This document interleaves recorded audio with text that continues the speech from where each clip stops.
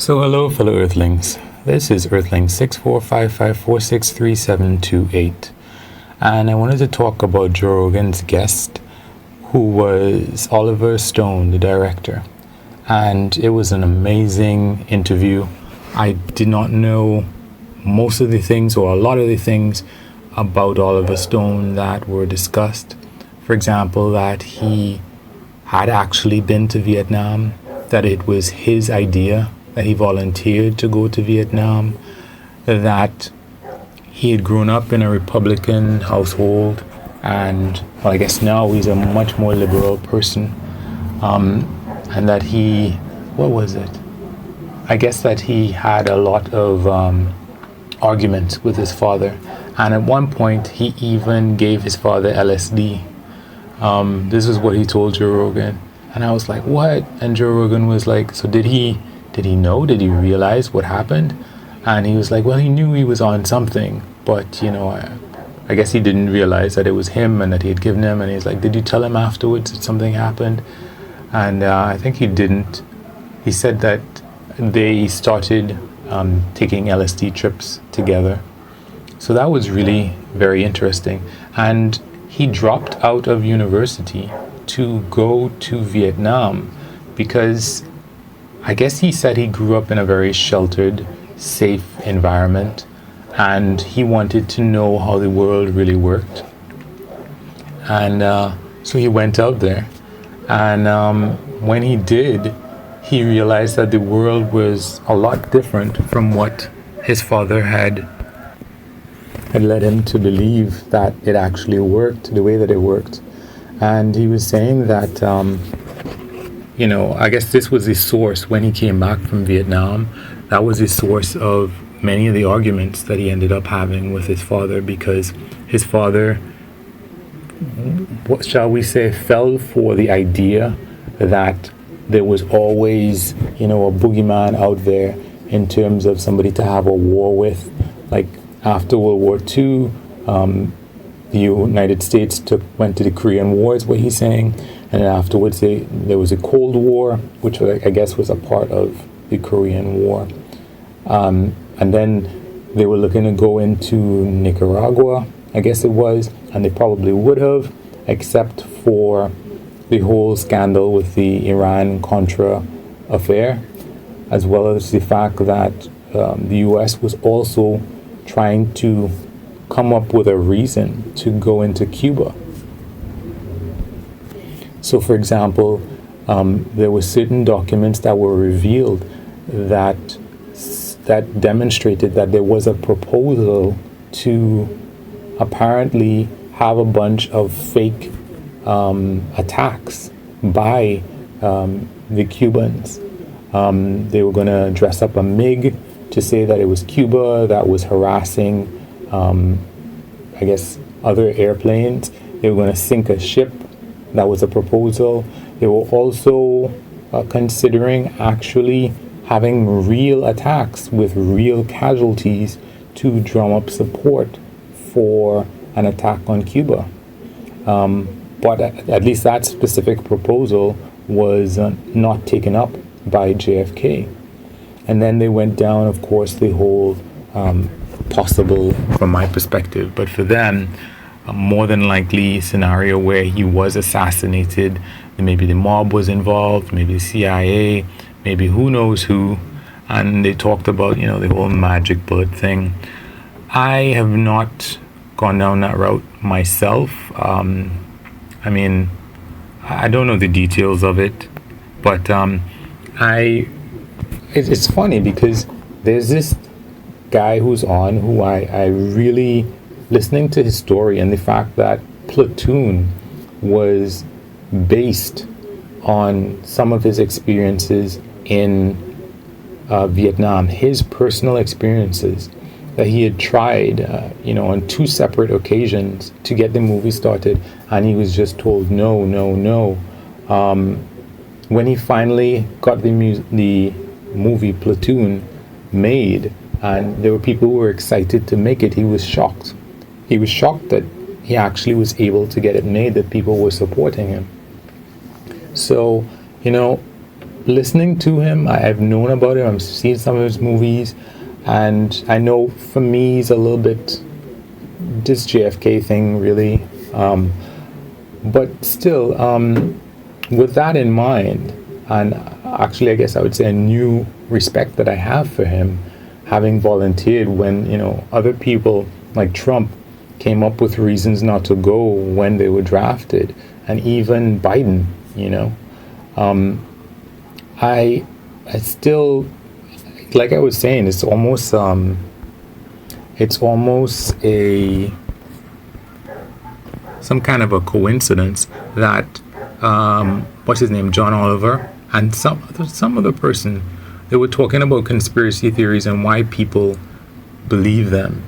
Because, for example, they think, okay, this is a princess with respect to Princess Diana, and there was some kind of conspiracy that she was killed by the royal family.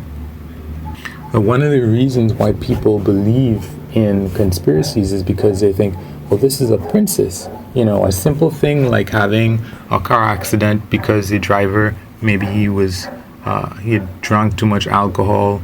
I guess he shouldn't have drank any at all.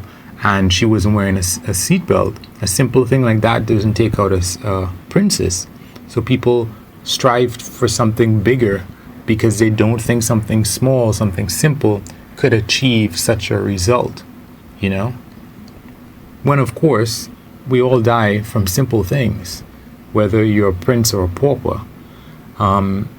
So it was interesting hearing all of the reasonings, and also the fact that people who, for example, believe in one conspiracy are very likely to also believe in a contradictory conspiracy, like the royal family killed Princess Di, or she faked her murder and is living somewhere. And of course, both of those things aren't true. So, it just shows some of the ways that someone who's interested in conspiracy theories might think. Once you open that gate and you start thinking all these weird things are possible, there's no place where you might stop exactly. But hearing Oliver Stone talk about, the people that he met who were in Vietnam, and the fact that, he volunteered for another 3 months in combat, in order so that when he was finished and he got returned to the States, he'd be able to come right out. If he didn't do that, he'd have to remain enlisted for another 6 months. So he figured he would just go back for another tour. And when he was coming back, he would cut his time short. So, but one of the things he mentioned is that he got arrested by the army for having marijuana, for drugs. And in the place where he went to, there were a lot of black people, there were a lot of Hispanic people. But the difference with him and them is he called up his father and said, hey, I need some help. And he says his father spent some money and got him out of there. And that was it. Of course, the black people and the Hispanic people don't have a rich relative to call to get them out of there. So there's that. But he did mention later on with respect to his father, as I'm on that bit, that his father started to come around and realize that these constant wars that the U.S. was engaging in was not helping. It was not making the world a safer place, a better place. So I guess that was kind of good that he had that in his life. Yeah, because he was saying that I guess they started maybe smoking weed or taking trips, voluntary trips together. And I thought that was pretty interesting. They talked about the fact that in the making of Platoon, he actually wanted the actors to endure a lot of stress. He wanted to keep them up so that they would have a lack of sleep. So he had them in a boot camp kind of scenario. And it was against the, what do we call it? The SAG, the Actors Guild regulations for how actors supposed to be treated. I guess they were only supposed to be on 12-hour shifts at the most. So some of the actors left. But of course, those that remained, he was very happy with what he got from them. They were talking about the reasons why some of these people, the higher ups at the studios, didn't want to make the movie because they felt that it wouldn't be approved by people who were in support of these wars like the Vietnam War, etc. And again, he's mentioned how surprised he was that he said I guess it was the third highest grossing movie of the year when it was released, and it was a surprise hit because people were initially, for the first viewing of it, people were just lined up around the block, to see it. A lot of veterans, and a lot of them didn't want to get up out of their seats when they saw it. Joe Rogan, of course, was saying that it was so realistic, and they were discussing the fact that, hey, yeah, they did take some liberties, but not as much as in many other movies about the war that can be seen. And he was saying, Joe Rogan was saying that it was the most realistic movie about the Vietnam War up to that point. Then they went into some discussions about like how he combined certain characters together in order to make the movie more interesting, because of the fact that you can't, a real movie, of course, needs to be edited and things need to be put together in a way that's exciting, because if you don't, then you have life, and life isn't often that interesting. But in spite of that, I think it was it was JFK, he was saying that was 3 hours long. But two of the things that I really took an interest in, and I guess I'm going to research on my own, is the Northwood. I guess that's the code name for the proposal put to JFK to fake all of these different attacks by Cuba in order to get support for a war against Cuba or an invasion of Cuba, as well as I guess he did a documentary in 2012, which is a history of the United States of America, and it looks interesting. I haven't seen a trailer. I guess I went on Wikipedia to look at it, and he said that he learned so much from doing that series, because he hadn't gone, as he says, to university for a real degree. He had gone for movie making. So it was really, really interesting. I liked it. I kind of zoned out a bit for the JFK bit, but altogether it was a very revealing interview and an enjoyable one for me.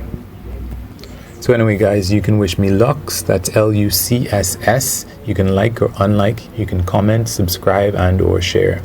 And I won't like it too much, but I'll understand. You can, of course, do nothing. Peace.